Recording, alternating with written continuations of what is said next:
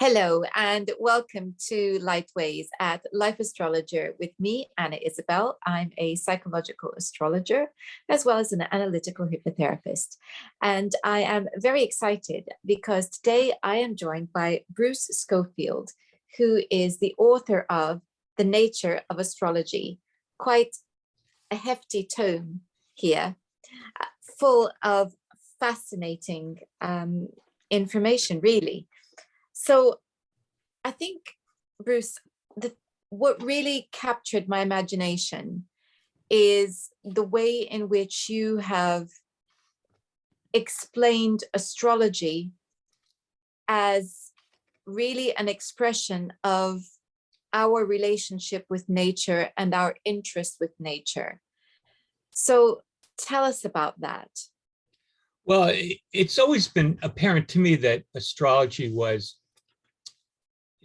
some kind of a science. It just was, it had been neglected for about 400 years and didn't move ahead with the rest of the sciences, primarily because of the church and the issue of free will, among other things, and the fact that a lot of the other sciences were developing instrumentation.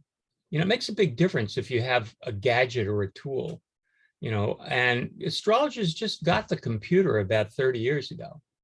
So that's not that long ago, but, the barometer, telescopes, microscopes, all this is what really launched science as we know it. The instrumentation, it extended the range of our senses. Astrologers didn't get that. So anyway, what I'm trying to, the way I'm trying to answer your question is that it always seemed to me that astrology was a subject that it had to do with nature like everything else, but it had a practice like medicine. I think the best comparisons for astrology would be medicine and, say, psychology, because in both cases you have scientific approaches to try to map out and organize what we know, what we don't know, and registering correlations and so on. And then there's a practice, and there's people that go out in the field, and surgeons that cut people up, and psychotherapists that dissect people in other ways. So astrology is much like that. It just didn't have the advantage of instrumentation, and it had the great disadvantage of a very critical church that wanted to control things like free will. You take away free will and the whole, religious edifice crumbles, because then you don't have good and evil. And then you have no reason to pray, or you have no reason to, need a priest or a pope, right? So I've always seen it as a natural subject. Now in history, it was not always considered a natural science, because it dipped into human affairs like free will, fate and free will. But sometimes it did. It's a very strange subject, astrology is. I have an Aquarius moon, and I was drawn to it as soon as I figured out that it was a real thing. I couldn't stop myself. Does that answer your question? Yes, it does, because, and for me, like you, it feels completely normal to think of it in those terms, given that the zodiac itself is about our relationship with the sun. It's as what we experience of the sun through the seasons, right. It's there in each of the signs. So it's natural to me. Tell me more about, because in your book you go into wonderful detail about how human beings, why it was important that we observed nature and that we understood nature before we even started to talk about astrology or to think about astrology. For instance, you talk about how chimps actually know what plants can heal them. That's extraordinary, and it shows the chimps, did you say? Was it chimpanzees that you talked about plants, using plants to heal? Yeah, they do. Yeah, they have a pharmacopoeia. Exactly. And that just, to me, shows the importance of observation of nature for survival. So tell us more about how this works and begins to be seen for the new Homo sapiens. Yeah. Well, you made an interesting point right at the beginning of what you were saying, that the zodiac itself really represents the cycle of the year. And in the book, I come back to this many, many times. I say that the zodiac, at least the tropical zodiac, is all about photoperiod. And the evidence for organisms of all kinds being receptive to photoperiodism is huge. I mean, plants need to know when to flower, and animals need to know when to reproduce, and they do it by registering the day-night ratio. So it's embedded deeply in organisms. I said the whole first chapter, I try to really make the point that every organism is pretty much in tune with the sky, the cycles of the sky. If it's only just the alternation of day and night, which microorganisms have, that's plenty. But a lot of other organisms respond to the moon. It's a question about the other planets, but all of this information that's based on astronomy is been internalized in organisms, and it's used as a structure or a scaffold or a framework on which all these functions run. And of course, we know about circadian rhythms. There's at least 200 or 300 of them running in us right now. But that's an example of it. So to me, astrology, the main components of astrology are represented in biology. The zodiac would be photoperiod. The diurnal cycle would be the houses. Aspects would be phase relationships, just different words, but these are very relevant subjects in what some people are now calling chronobiology or seasonal biology, things like that. I try to make the point that the other sciences, particularly biology, are creeping into astrology's territory very rapidly these days, but they don't get a lot of money for research, so it's not happening like a massive scientific revolution at this point. So the other thing that I can see we would need to be making correlations between lunar cycles and perhaps fish migrations and so on. Mm-hmm. It's in our interest to see that link, and at some point we make the link and it makes us better at fishing, etc. Tell us about the weather as well, because that's another thing which is very important for our survival. Yes. Obviously, you watch the sun, the cycle of the sun, and you can tell the weather in a very general sense. You can know when winter is coming, you can know when summer is coming. And so that's crucial for agriculture. But the astrologers back in Mesopotamia, and from there on, were getting into a lot more detail, and we're looking at the other planets as having something to do with weather. And that's a very controversial topic. Now, I do the same thing in, I guess, the second or third chapter of the book about weather, and I show that the data now is pretty strong that the moon has something to do with our weather, and that relates to temperature and lightning and so on. There's all sorts of correlations that are found. But when you bring in the other planets, like I said before, this is where heads explode, because the assumption is that the gravity of the planets is so much lower than that of the sun and moon that they can't possibly affect things. And so what I did some years ago, I did a PhD program, and I decided to test astrometeorology, as it's called. And I looked around for something, and I finally settled on the Sun-Saturn aspects. And I found that there was a correlation with cold, and that's what all the astrologers have been saying for the last 2,000 years. And unlike most subjects in astrology, I was able to get units. Now, how do you attach units to human personality? You hardly can. You can have these like big questionnaires or something like that, but it's not reducible to a unit. And so it's hard to do normal science with it. But with temperature, not a problem. There's a number. right? So I worked with these numbers and I showed what I believe to be a strong correlation between Sun-Saturn aspects and cold weather in different parts of the world. It's particularly strong in New England, but you also see it in Central Europe and you see it in a few other places as well. And I don't have a precise explanation for how that occurs. I talk about it in the book, but I think I have some pretty strong evidence that Saturn is doing something. Now, if you do the calculation, and I did that, and I at least mentioned it in the book, the gravitational effect of Saturn on the Earth's atmosphere is 4 orders of magnitude. That's 10,000 times less. Or is it, it's a 10, 100, 1,000, 10,000, less than the sun or moon. So it's minuscule, but it shows up.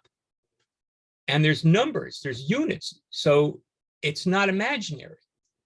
The problem is, how do you explain that? Now, I've also got some data on Mars and Jupiter as well that not all of which I've published. But I basically went about trying to test the astrological tradition in regard to weather. And people usually don't think about this much, but if they were to look at a farmer's almanac, they would see what I'm talking about, because even today, farmers' almanacs are trying to predict the weather. They're not always doing it the way it was done traditionally, the way, say, Benjamin Franklin was doing it, or Johannes Kepler was doing it. And then there was, a host of British publications. William Lilly is predicting the weather, right? So anyway, so there's a connection with astrology and weather. Now, if you back off from the biology and from the weather, you have to ask yourself, what do these things have in common? And why are they both reacting to planetary aspects, or certainly at least appear to be? And it's because they're systems. And that's one of the big themes in my book. You were probably going to ask me about it, but it's not like a block of wood or, an object falling from the sky.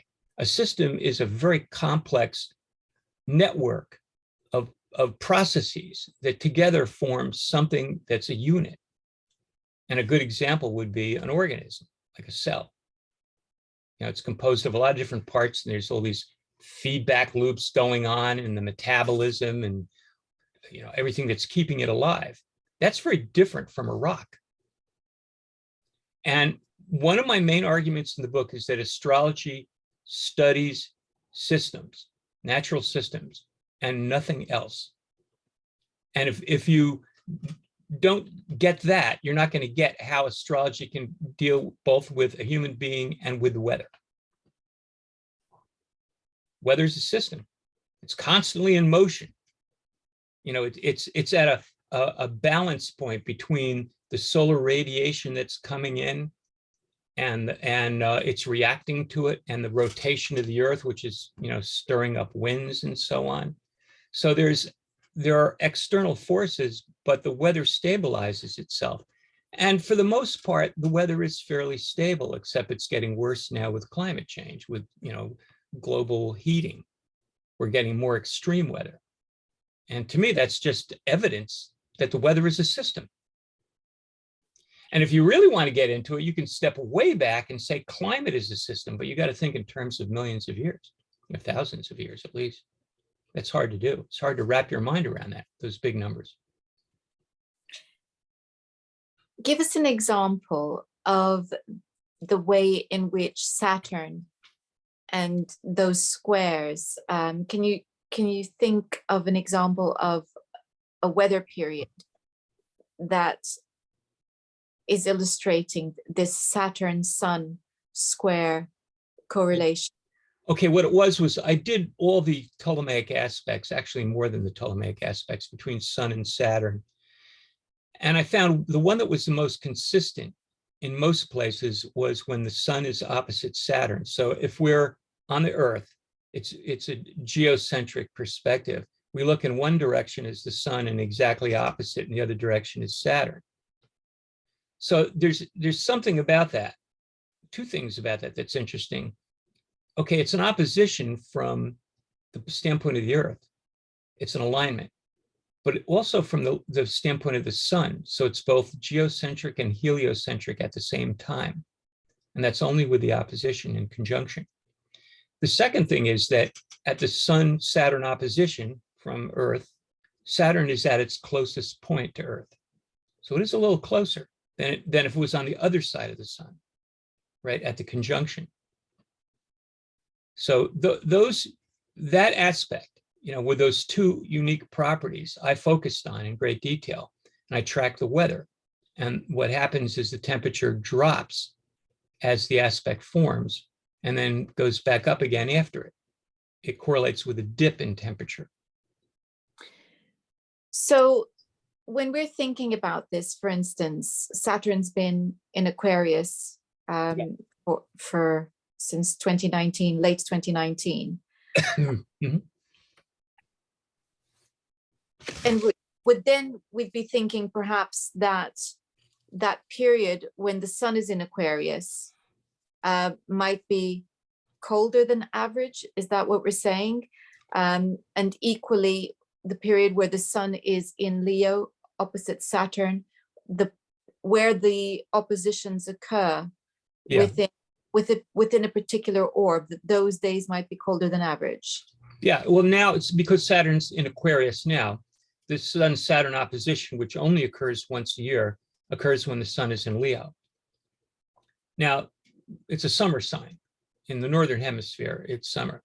And so we might experience a drop in temperature, but it wouldn't really be noticed very much. And I've documented that does happen all year round. There's ways to even it out so that you take out the seasonal effect. But in the Southern Hemisphere, and I haven't really checked it, but if we went down to the tip of South America, for example, and we looked at the weather data, we might see that when the sun is in Leo, there's a more pronounced effect of coolness. I don't know. I hear what you're saying. I think that when Saturn is in Gemini, Cancer, and Leo, and Sun goes through Sagittarius, Capricorn, and Aquarius, those might be colder periods. And that's also Saturn is near its node around then too. Then its node is in Cancer. So there's some things that need to be worked out. One of the problems with the studying this is the limits of recorded temperatures. Now, the longest temperature time series they're called, is in England, Central England temperature. It goes back to 1767, 1773 or something like that. I forget the actual number. In the States, the longest data sets go back to the early 19th century, and they're erratic too. They only get really consistent by about 1880 or so. So with only one opposition happening every year, you don't have that much of a data set. If I had 500 years, I might be able to really show something. It's hard to do science on astrology, and it's hard to do reductionist science on a system, and people know that. Scientists know that, and they stay away from him, or they're very careful about him, and consequently, the study of systems is spread out over numerous disciplines. It's not in its own topic. You have some geologists doing it, you have some biologists doing it, you have sociologists doing it. It's kind of a mess.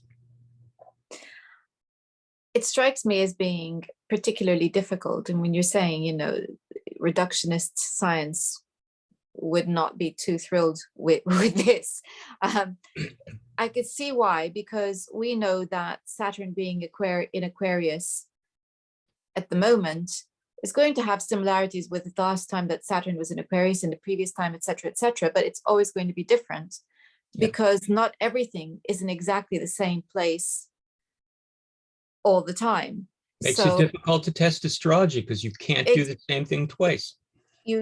Exactly. You're looking at Saturn sitting in Aquarius and you're thinking, well, this time round we've got Neptune sitting in Pisces and we've got and so on it goes.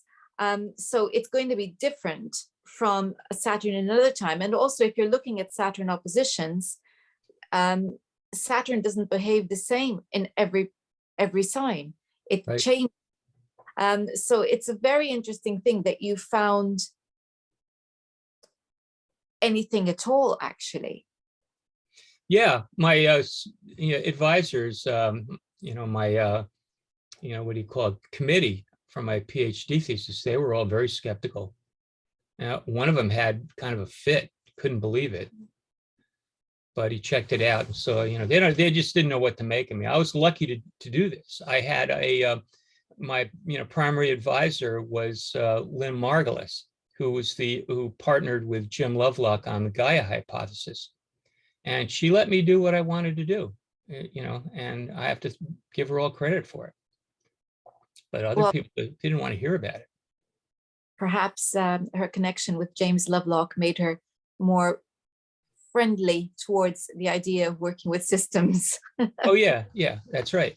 Are you familiar with Gaia hypothesis? Yes, I am. So coming back then, we have this setup of human beings. And it seems to me that although we're consciously looking at nature and observing nature, plants and animals all have a relationship with nature. They all can sense light. They're all responding to the lunar cycles in one way or another, and solar cycles.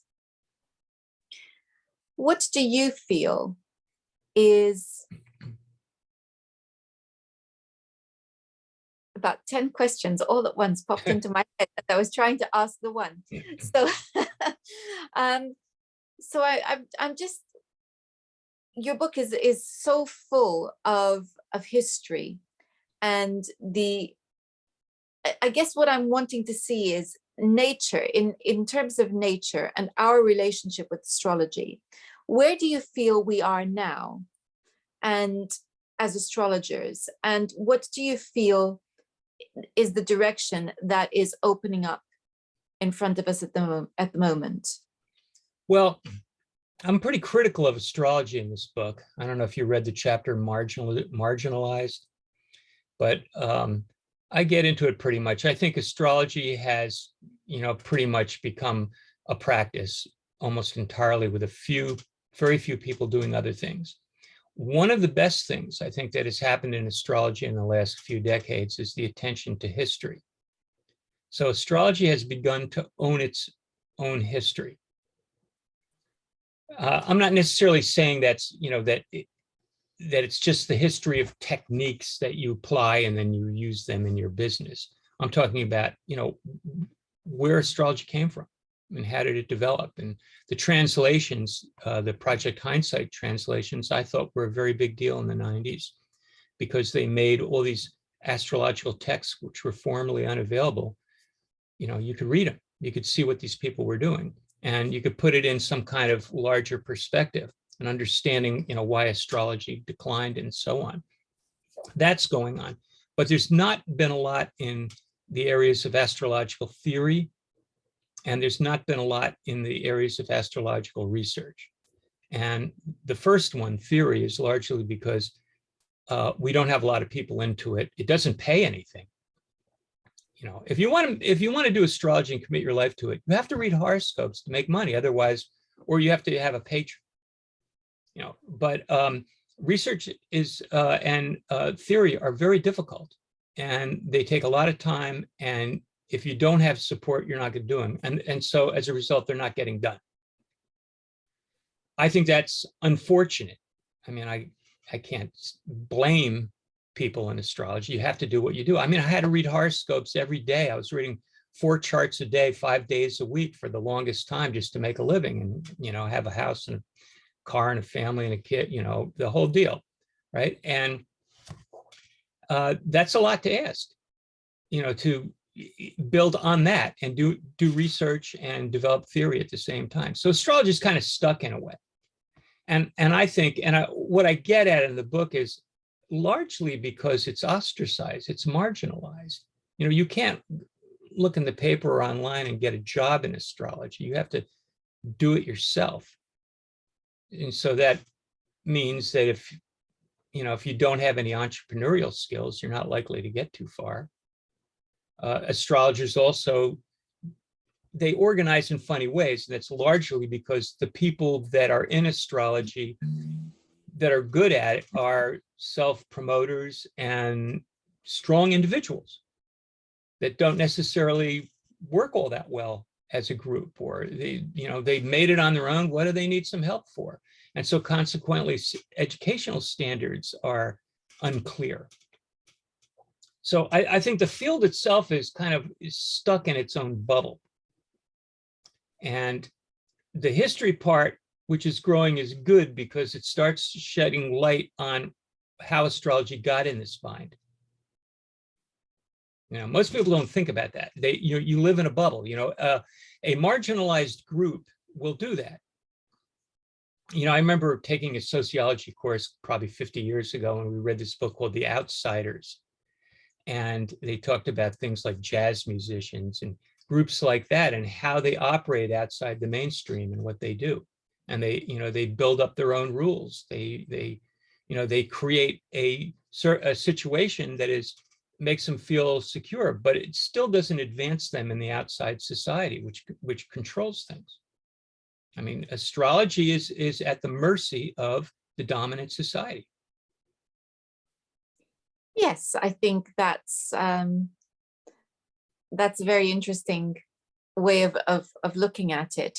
But perhaps we could look at it as systems within systems, social systems within social systems as well. Yeah, that's what a bubble is.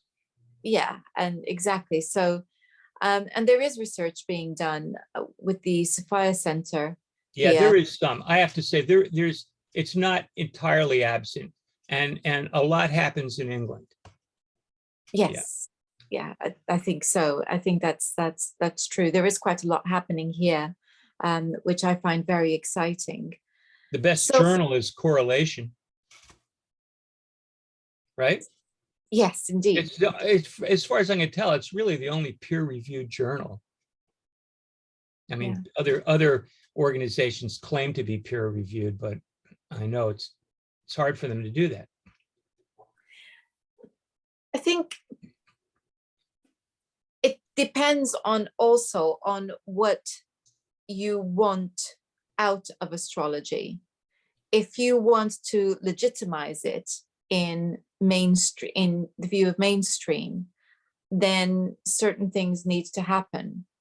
If you don't care about mainstream and you want to carry on doing a practice that you understand and and is helpful to you and to others, then that's another view. But I think the beauty of having that research, as you're talking about, is that we don't want to get complacent and we don't want to get stuck. We want to be opening up and learning about new astronomical phenomena, for instance, and what that means and so on, so that we're always growing. Yeah, so I agree with that. I mean, I think that the field needs to grow, and it needs to grow by paying attention to theory and research, which is, as I said, it's very hard to do, and you can't blame people for not doing it. A little bit's being done here and there. Every once in a while, there's like a conference on, research or something, but not very often. People are interested in astrology as a way of life, as a counseling technique, and I think it's terrific for that. I mean, I think that in the end, astrology is really about letting people know how to participate with nature, their own nature, right? And this is a great service. It's a gift to humanity, but right now it's in the hands of astrologers, and there's a wide range of astrologers from really good to really bad. And there's a lot of noise, and it's hard for people to figure out who's who. So I do feel that the field needs to police itself better, and it needs to improve itself. It doesn't need to worry about being accepted by the outside world, because if it improves itself, it will get accepted. I mean, that will come naturally, but it can't isolate itself, and it can't fall into, various forms of denial. So No. that's where I'm coming from.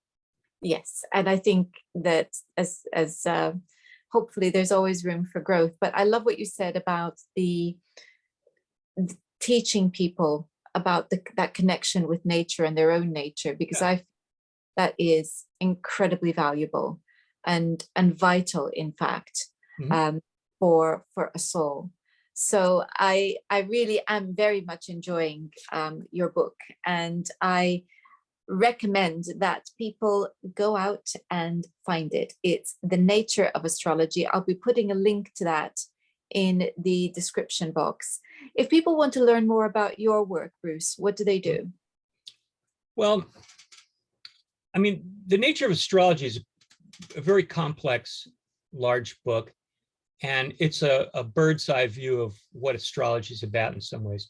I have other books. I have one, Wessex astrologer put out a book of mine called What Astrology Is and How to Use It, which is more of an introduction to the nuts and bolts of astrology.